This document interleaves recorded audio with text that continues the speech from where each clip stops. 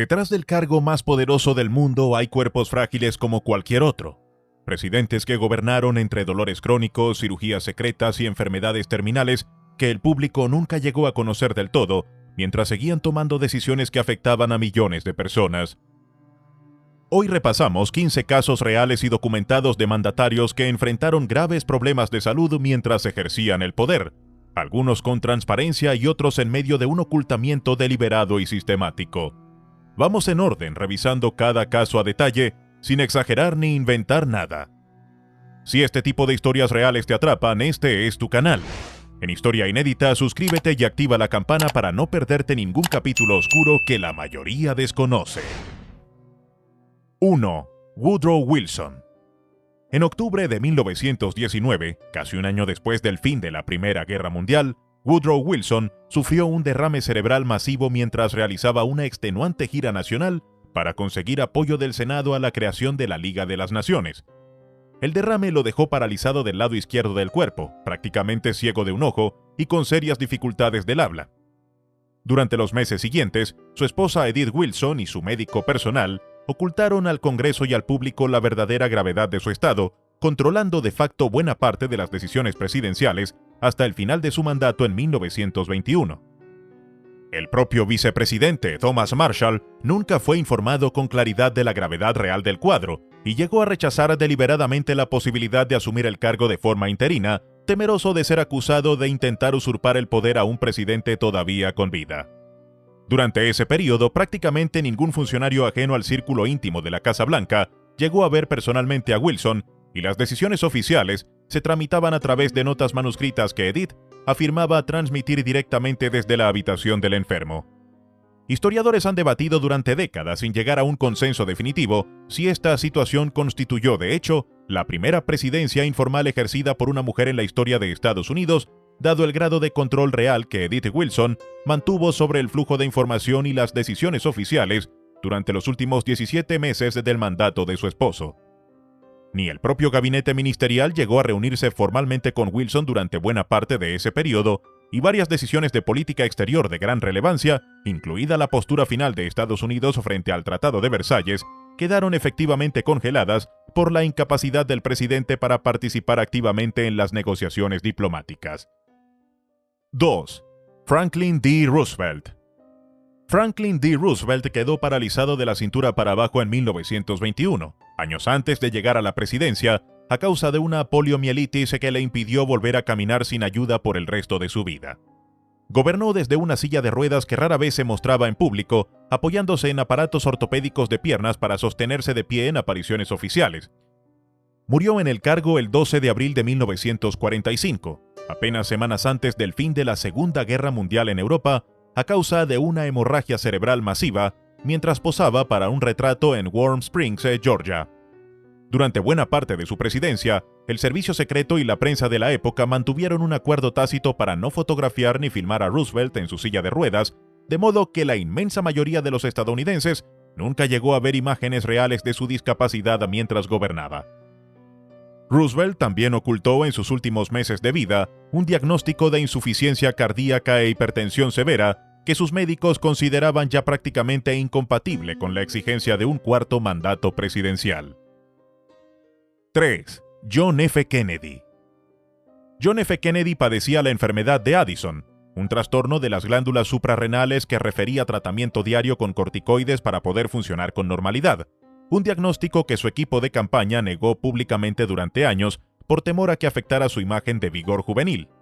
A eso se sumaban dolores crónicos de la espalda, agravados por una lesión de guerra y por una cirugía de columna fallida que lo obligaban a usar un corsé rígido y a recibir inyecciones frecuentes para poder sostenerse durante sus apariciones públicas.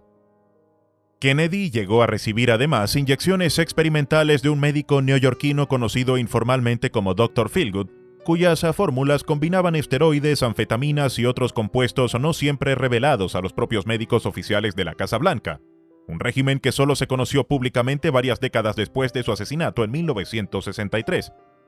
Kennedy también ocultó durante toda su carrera política hospitalizaciones previas relacionadas con su enfermedad de Addison, incluyendo un episodio crítico en 1947 en el que llegó a recibir la extrema unción tras un colapso severo, información que sus asesores de campaña mantuvieron completamente fuera del conocimiento público durante las elecciones de 1960. Kennedy llegó incluso a negar públicamente en entrevistas concedidas durante la campaña presidencial que padeciera la enfermedad de Addison, calificando las especulaciones de la prensa rival como rumores infundados, una negación que sus biógrafos consideran hoy una de las ocultaciones médicas más deliberadas de la política estadounidense del siglo XX. 4. Ronald Reagan. Ronald Reagan fue operado de un cáncer de colon en julio de 1985 durante su segundo mandato, en una cirugía que se hizo pública casi de inmediato y que lo mantuvo alejado brevemente de sus funciones oficiales mientras el vicepresidente George H. W. Bush asumía el poder de forma temporal. Respecto al Alzheimer, es importante precisar. Reagan fue diagnosticado oficialmente en 1994, ya retirado de la presidencia, y así lo anunció él mismo en una carta pública manuscrita dirigida directamente al pueblo estadounidense. Aunque análisis lingüísticos retrospectivos de sus discursos han sugerido posibles señales tempranas durante su segundo mandato, no existe un diagnóstico médico confirmado de que padeciera la enfermedad mientras gobernaba. Además del cáncer de colon, Reagan sobrevivió también a un intento de asesinato en marzo de 1981, apenas 2 meses después de asumir el cargo, cuando una bala le perforó un pulmón y estuvo a punto de costarle la vida, un episodio que sus médicos lograron estabilizar mediante una cirugía de emergencia practicada horas después del ataque. Pese a la gravedad de la herida, que perforó a apenas centímetros del corazón, Reagan insistió en caminar por su propio pie hasta la sala de operaciones del hospital, un gesto que sus asesores de comunicación utilizaron después para reforzar públicamente su imagen de fortaleza física ante el electorado estadounidense. 5. Dwight D. Eisenhower. Dwight D. Eisenhower sufrió un infarto severo en septiembre de 1955, en pleno primer mandato, mientras se encontraba de vacaciones en Denver, un episodio que generó semanas de incertidumbre sobre su capacidad para seguir gobernando y sobre la sucesión presidencial. Al año siguiente fue operado de urgencia por una obstrucción intestinal causada por ileitis regional, hoy conocida como enfermedad de Crohn, y en 1957 sufrió además un pequeño derrame cerebral que afectó temporalmente su capacidad de hablar con claridad. Tras el infarto de 1955, el propio Eisenhower llegó a considerar seriamente no presentarse a la reelección de 1956 y solo la insistencia de su equipo médico, que consideró su recuperación cardiovascular satisfactoria, lo convenció de continuar en la carrera presidencial, que finalmente ganó con amplio margen. El propio Eisenhower llegó a bromear públicamente sobre su recuperación cardíaca durante la campaña de 1956, presentando informes médicos detallados a la prensa en un esfuerzo por transmitir transparencia, una estrategia de comunicación política sobre salud presidencial considerada pionera para la época. Años más tarde, historiadores de la medicina presidencial señalarían que la relativa apertura de Eisenhower respecto a sus problemas cardíacos contrastaba notablemente con el hermetismo mostrado por administraciones anteriores y posteriores, marcando un antes y un después en la forma en que la Casa Blanca comunicaba temas relacionados con la salud del jefe de Estado. 6. Grover Cleveland. En junio de 1893, en medio de una severa crisis financiera nacional, Grover Cleveland fue operado en absoluto secreto de un tumor canceroso en el paladar a bordo de un yate privado navegando por el East River de Nueva York para evitar que la noticia agravara el pánico económico que ya sacudía al país. La cirugía le extirpó buena parte del maxilar superior izquierdo y se le colocó una prótesis de caucho para disimular la deformación facial. El secreto se mantuvo oculto al público durante casi un cuarto de siglo, hasta que uno de los cirujanos reveló los detalles en 1917.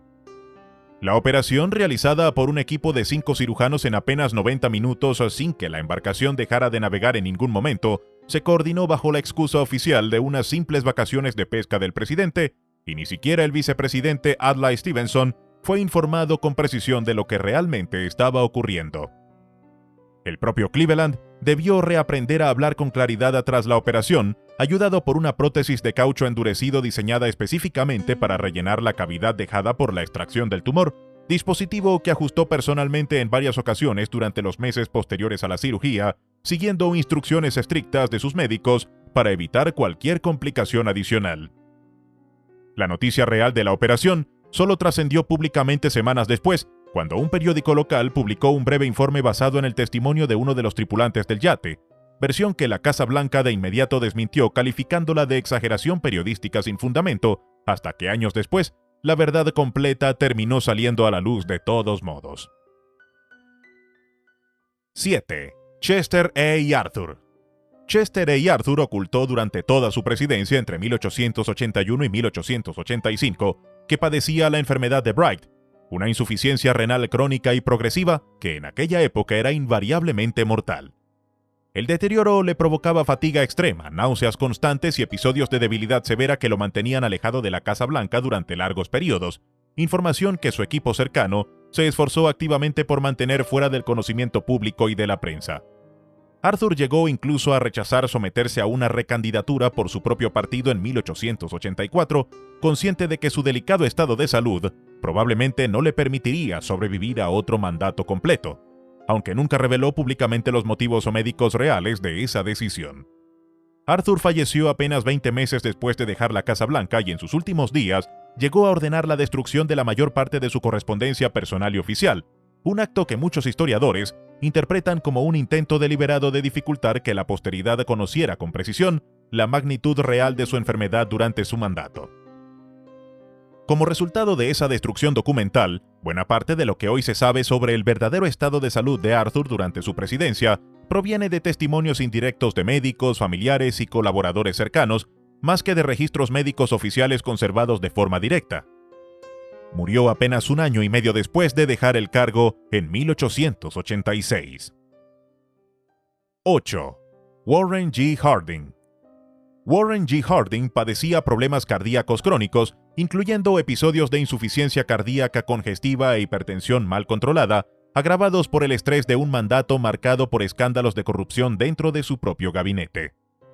Murió de forma repentina el 2 de agosto de 1923 durante una gira por la costa oeste, en lo que sus médicos de entonces describieron como un ataque cardíaco fulminante, aunque la ausencia de autopsia alimentó durante décadas teorías alternativas nunca confirmadas sobre las causas exactas de su muerte. Su esposa, la primera dama Florence Harding, se negó rotundamente a autorizar una autopsia tras su muerte, decisión que durante años alimentó rumores infundados de un posible envenenamiento, nunca respaldados por evidencia médica o forense seria posterior. Historiadores médicos que revisaron el caso décadas después coincidieron en que los síntomas descritos por los testigos presentes, incluyendo dolor torácico intenso y dificultad respiratoria progresiva, resultan enteramente compatibles con un infarto agudo de miocardio, sin necesidad de recurrir a explicaciones alternativas sobre su muerte repentina. La propia Casa Blanca emitió, en las horas posteriores a su muerte, un escueto comunicado atribuyendo el fallecimiento a un derrame cerebral, versión que circuló de forma contradictoria junto con la del ataque cardíaco, generando confusión pública inmediata sobre la causa exacta del deceso presidencial. 9. William Henry Harrison. William Henry Harrison murió el 4 de abril de 1841, apenas 32 días después de asumir la presidencia, la más corta de la historia estadounidense. Durante más de siglo y medio, se atribuyó su muerte a una neumonía contraída por exponerse al frío durante su extenso discurso inaugural, pronunciado sin abrigo. Sin embargo, un estudio médico publicado en 2014 en la revista Clinical Infectious Diseases revisó el caso y concluyó que probablemente murió de fiebre entérica, es decir, tifoidea o paratifoidea, causada por aguas residuales que contaminaban el suministro de agua de la Casa Blanca de la época.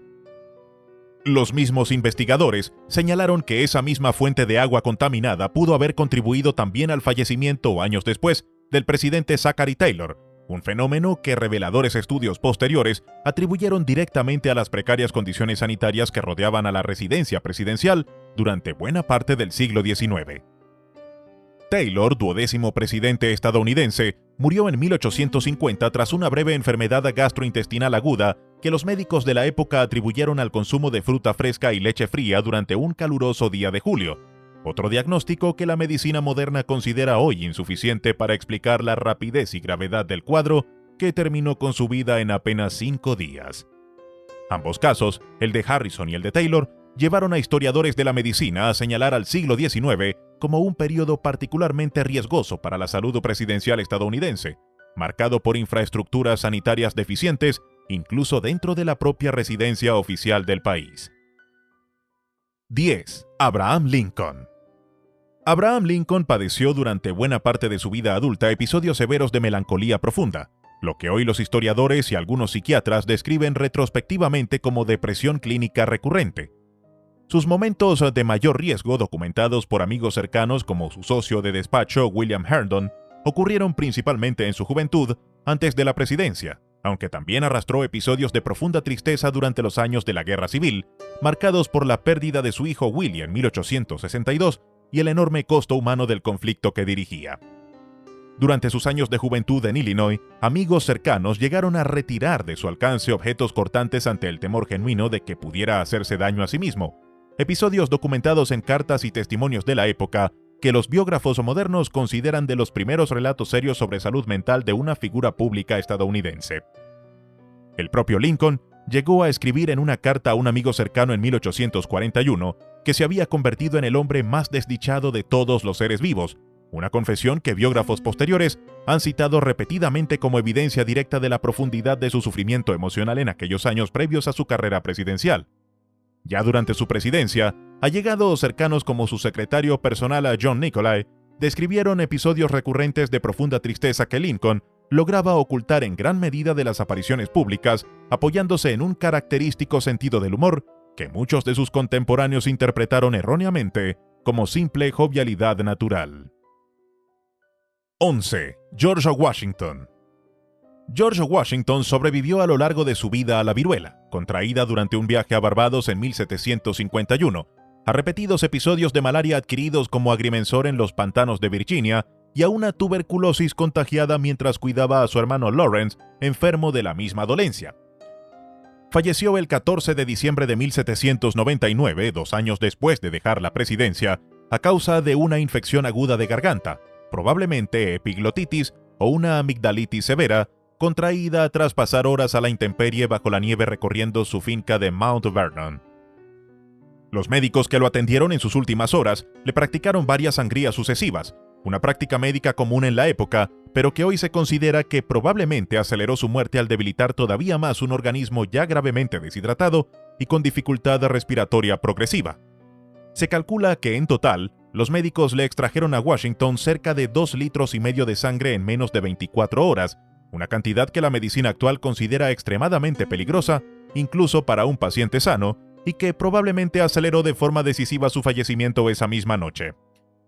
El propio Washington, consciente de la gravedad de su estado, pidió expresamente a sus médicos que suspendieran cualquier tratamiento adicional pocas horas antes de morir, aceptando con calma la inminencia de su muerte según relatos posteriores de su secretario personal Tobias Lear, presente en la habitación durante sus últimos momentos. 12. Hugo Chávez.